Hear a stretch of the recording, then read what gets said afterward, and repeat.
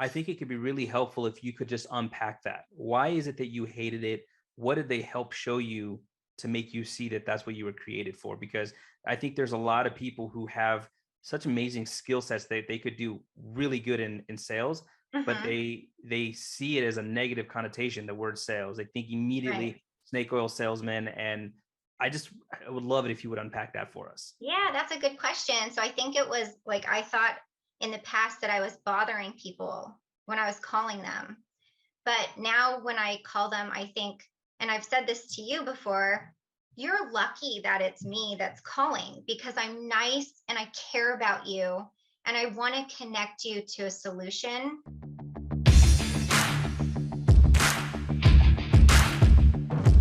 Hey, what's up, guys? Thanks for joining me today on another podcast. And I'm really excited for who we have on today. We have Jacquie Walter. She is the founder of Translating Insurance. She's based out of Portland, Oregon. She started in this business in 2017 after being a stay-at-home mom for 7 years.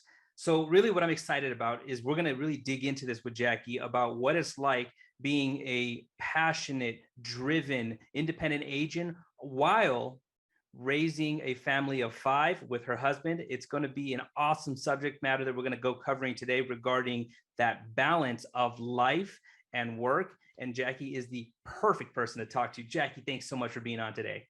Thanks, Eric. Thanks for having me. I am so grateful to just have this time to talk to you and share kind of my experience with people as far as this industry goes. And yeah, parent life, business life, all the things.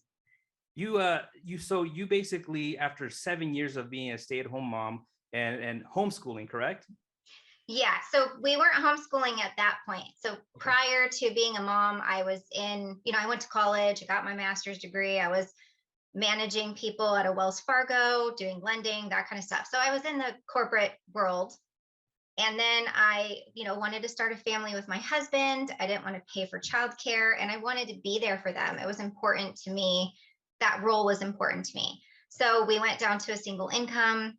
I was the stay at home mom, spent all the time with the kids. My husband was working full time, going to school full time, and then sleeping. So it was a pretty crazy time. He actually doesn't even remember much of like the kids at that age because he was so busy. I can So it was, imagine. it was a lot. But we got to a point living in Portland. It's pretty expensive living on a single income, and my car broke down, like died. So I needed to make some money to pay a car payment. And I was like, what can I do to make, 500 bucks a month? I didn't Yeah. even have really high expectations because I still wanted to be with my kids. And Malia Rogers, my best friend, she's like, you should come into the insurance industry. It's amazing. So I took the test and passed, and I just started networking. I joined something that was like a BNI, but didn't cost the same as BNI. Right. And then just, people started spreading my name around. There wasn't a lot of people doing what I did, which is health insurance and Medicare. Everybody still kind of thought you had to do it yourself. Go on healthcare.gov, try to find your own plan. And they didn't realize that there was someone who would help you for free. So all of a sudden, realtors started passing my name out to their clients, their mailing list, like all the things. And I got really lucky that I got a lot of business that first year of just people calling me. And then, just I guess just doing little things like I put my business card on a cork board at the grocery store, and a broker manager from a carrier found it. And so he called me, and then he started sending me leads for this, local market. And so that really built my book of business through referrals and people who were expecting my phone call. So I got a little spoiled. My point with that is that it's just the little things, like doing the little things like putting my business card up, or getting connected with one person can change your business. Yes. Yes. I actually made a point of that in another podcast that I was talking about. It really starts with obviously you want to have the knowledge of the industry. You want to have the work ethic because you need to Right. take massive action, but your network is going to really help you propel to the next level because that connection or connections that you can have will get you in front of so many more people than you would have ever thought. I mean, you look at you basically said, I got into this trying to make a few $100. Instead, all of a sudden you had a few hundred clients coming at you. And I'm Right. sure that changed your whole game and your whole perspective of what you need to do in terms of the work-life balance. Because as you mentioned, with 5 children, and now your husband's working and you're stepping into becoming a boss, Right. you really have to manage that time well. And it's something that a lot of agents struggle with, trying to figure out that work-life balance. And I got my pen and pad here ready to take notes, because I got one kid and I feel like I'm all over the place because I'm trying to constantly be present for him. I want to Mhm. make sure that I can be there at as much of his after school activities, and even if they ask for volunteers during school. But with 5 children, I mean, you must have some excellent advice that you're going to be able to give on how to do this work-life balance with being your own boss, having your family, trying to be everywhere all at once. I mean, it's probably exhausting, but Yeah. I'm sure you're going to tell us it's well worth it. It's totally worth it. To be able to change their lives, to be an example for them and show them that you can have a career and be a mom, and also teach them that, yeah, my world doesn't revolve around them, but I'm going to make it as much as I can revolve around them, I if that like makes that. sense. Like, you have to have your own goals and dreams and a vision for your life as well as being a parent. Yeah, So I think I it like it. gets a good balance. But, and probably what I'm going to say isn't too profound, but I had a business coach a few years ago who brought to me a tool that's been very useful. And so I'd say the first thing that I would implement, if you're not doing this already, is time blocking. Do you do that, Eric? I try, but it seems to more often than not fall apart on me, where Yeah. I'll go in with good intentions, and then all of a sudden it's something happens that takes me out of the element, takes me out of that time slot where I Right. decided this time is for specifically for outbound calls, or for trying to innovate and do something different with the CRM or whatever. Right. Uh, but it's definitely, you said, most things that will make huge impacts in your career aren't going to be profound, but if you stick to them, will make the biggest difference. Yeah, that's really the big thing, is like, you not just writing it on your calendar, but you're making a commitment that that time is important for that activity. So like, I time block for exercise, I time block for homeschooling because we're doing that in the morning. And then I basically say I'm available for work during these hours. So that's where I put in clients who are trying to make appointments with me, or social media. I time block admin, time block meetings with my number two, which is my husband, as far as like what our business strategies are. So it is making a commitment that I'm putting my priorities first on my calendar, and then I'll open it up to the rest of the world once those things are on there. Yeah, I love that. And you know with number one being time block, right? Mhm. Would you say that there's at least two other things that we can put into action that'll create a big impact if we actually stick to it? Yeah, we are starting to incorporate our family in our business. Oh, okay. So, for example, my husband, was able to quit his full time job back in May, and now he works with me in the business. So that's incorporating us together, but not just that. He's here helping me with the home, he's helping me with homeschooling, with the kids, all the things. So when you have that partner to help you with those things, that makes a huge difference. And once my residual income got to a certain level, we were able to do that. We have the kids work in the business. And another fun thing is we're going to a couple of conferences this year and we're bringing them along. Oh, So, that's so neat. yeah, I think it's going to be fun because we'll get to do some travel, we'll get to sightsee, but we also get to do business while we're there. And how old are your kids? So the youngest is 3, and then there's an 8-year-old, a 9-year-old, an 11-year-old, and then the 18-year-old. She's probably not going to be coming on those trips, but Okay. yeah, she just graduated high school, so she's kind of doing her own thing. So you're going to be bringing 4 kids along with you then Yeah, to which conferences are you bringing them to? Because I want to see if I'm going to be at some of them so I can. I know. One of them is a conference in Las Vegas. It's like a money conference. Uh huh. So probably won't see you there. And then the other one is through North American Insurance Services. It's called U times two. So it's basically where my husband and I are going to learn how to grow into an agency instead of just being like a one person slash admin kind of show. I like that. I like that. You know, it's one of the things that I really have tried to instill in my child.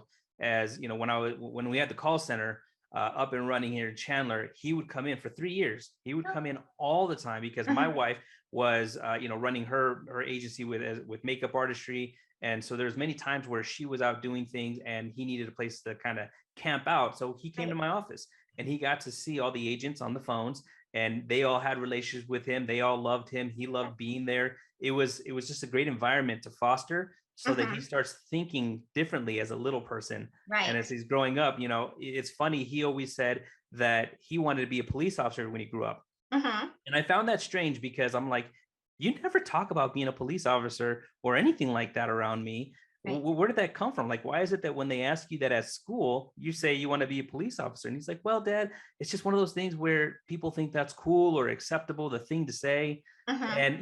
And all props to police officers, right? I don't want to Totally. take anything away from them. They are No. amazing. But it's just funny to me that he didn't really have that exposure. So it makes me wonder why he kept saying that.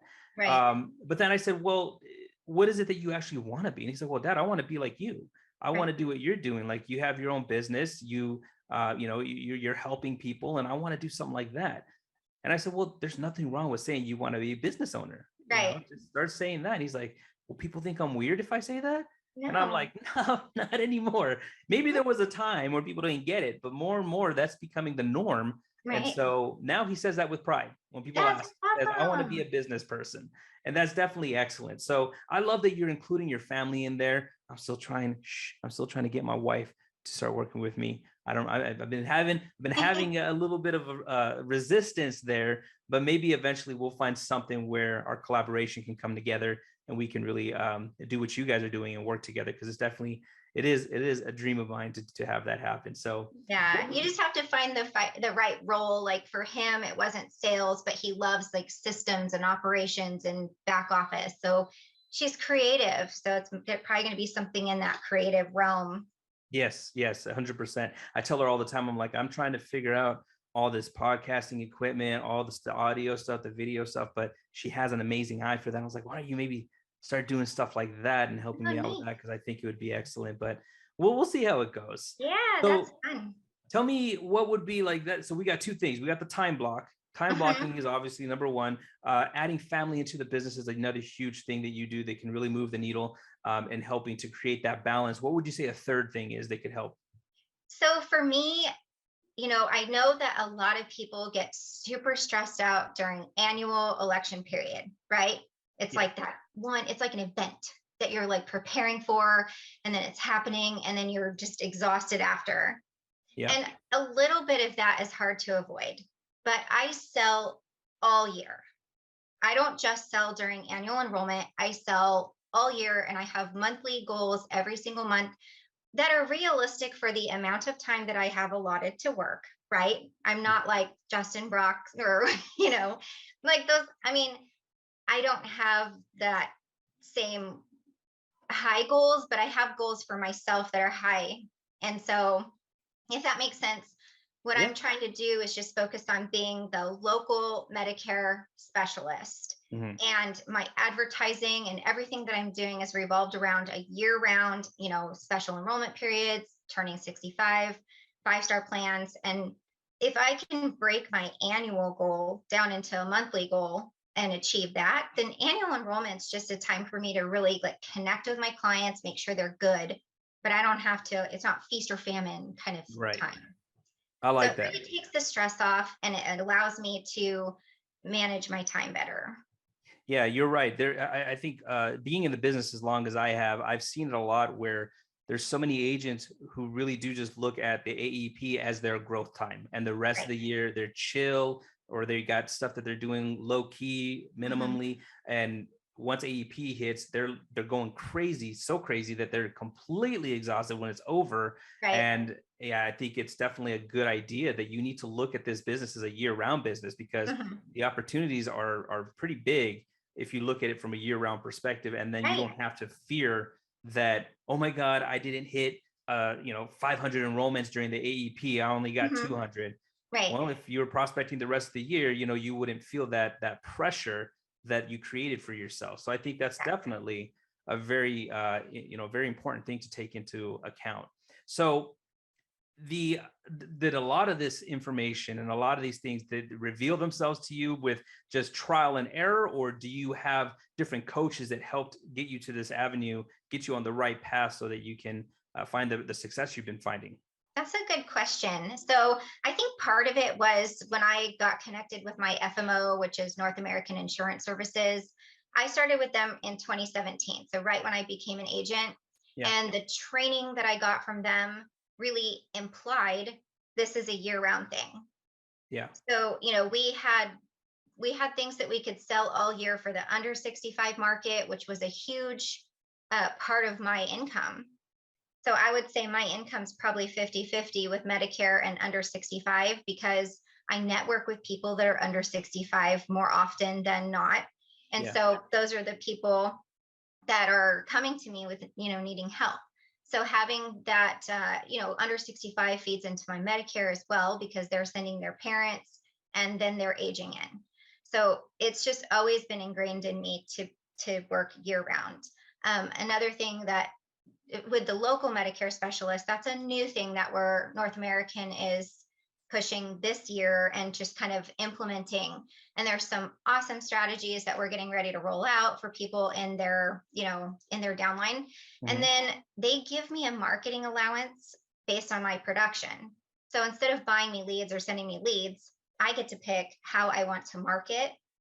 And then let's say I want to advertise to T65, I can do that. And then whatever sales I get off of that goes towards my production numbers. And then I can get more allowance to pay for that stuff. So it's nice flexibility. But yeah, it's been coaching from Andy Daster, who's the president there. I had a business coach who taught me the time blocking and really committing to it. And then I had a mindset coach who got me through 2020 because before 2020, my kids were at school Yeah. and I never thought I would homeschool. That was not even part of my plan.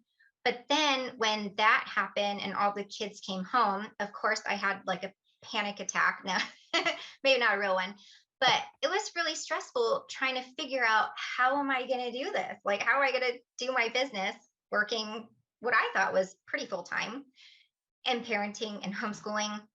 So I made a choice to take my kids out of the school, and it was selfish. I wasn't thinking like, oh, they'll get a better education. At first, I was just thinking like survival mode, Yeah. right? I have to manage my time, and I can't have them doing like three different Zoom classes with three different teachers and all these different grades and all those expectations and still run my business. Yeah.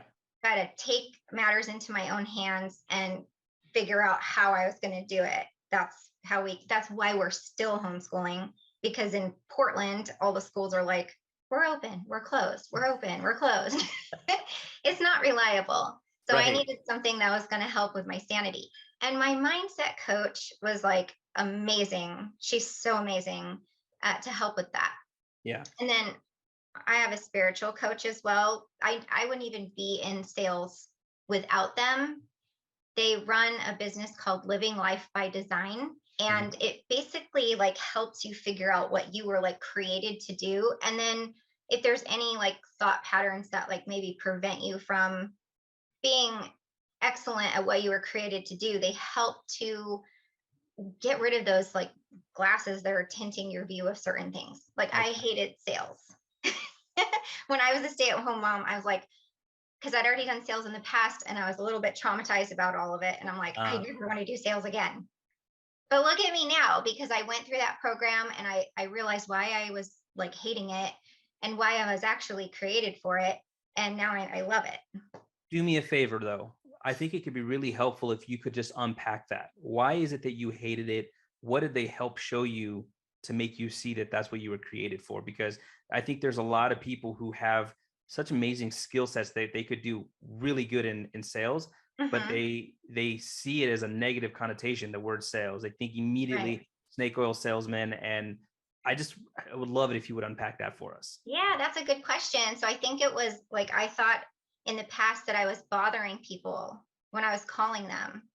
But now when I call them, I think, and I've said this to you before, you're lucky that it's me that's calling because I'm nice and I care about you and I want to connect you to a solution.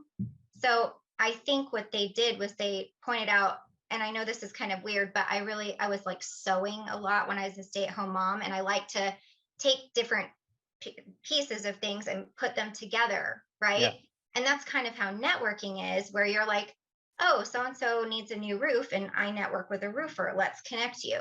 Well, what I do isn't any different. You need health insurance. I have health insurance. Let's find the right product. Let's find the solution. So yeah. I think they just reframed it to where it wasn't a confident, like I didn't feel guilty or I didn't feel unworthy to call these people. I felt like I was here to help. I love that. I love that because basically they're putting you back into a position of power Right. where you're no longer fearing, like you said, that you're bugging them, but instead you're saying, hey, I'm the savior here. I'm here to Mhm. make your life easier. I'm Right. not here to, to be a pain in your butt. I'm here to make sure that you're actually safely taken care of and your Right. family safely taken care of. It's a great position of authority to come from. And I Hmm. really, I think that more people need to understand the sales game is Right. much different than what people think. And I think interviews with people like you is going to really help change that dynamic and change that idea that so many have. Right. I hope so because it's really like we're in a service industry. We're here to serve our clients. We're here to help them and do the best that we can.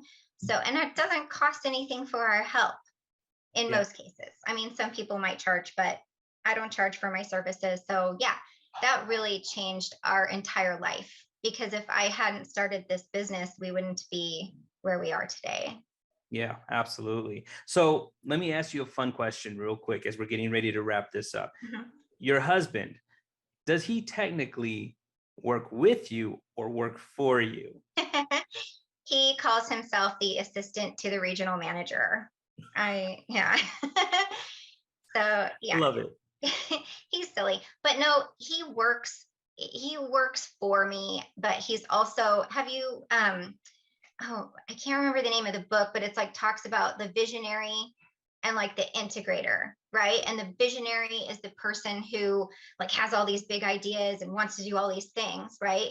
And then Yeah, the integrator is kind of the balancing act where they're like, yeah, not yet, or let's come up with a plan, or how are we going to implement it? So right. he's my integrator, and 100% like I need him to be that person because otherwise I'd be all over the place. Like, Yeah. we love coming up with new ideas, but we can't do all of them. Yeah, it's definitely like it's a balancing act, Yeah. and it's good to have a partner that can help balance you because a lot of times if you're a solopreneur or if you don't really have somebody to bounce ideas off of, you could go the wrong direction pretty easily. I Right. like though that what you ultimately have told me and what you said a little bit earlier. You guys are problem solvers, and problem solvers are what entrepreneurs are all about. Successful ones at that. The ones that fail, they're great at identifying problems and just saying this is a problem, this is a Right. problem, this is a problem. But the ones who are successful are the ones who say, okay, we have this problem, now let's create the solution so that Mhm. we can continue to grow and move forward, which is like you mentioned earlier with your children constantly having to come back home. You said, okay, I need something that's more structured so Right. that we can continue to grow. And that's how you came up with the solution of your schedule for homeschooling and working. So Right.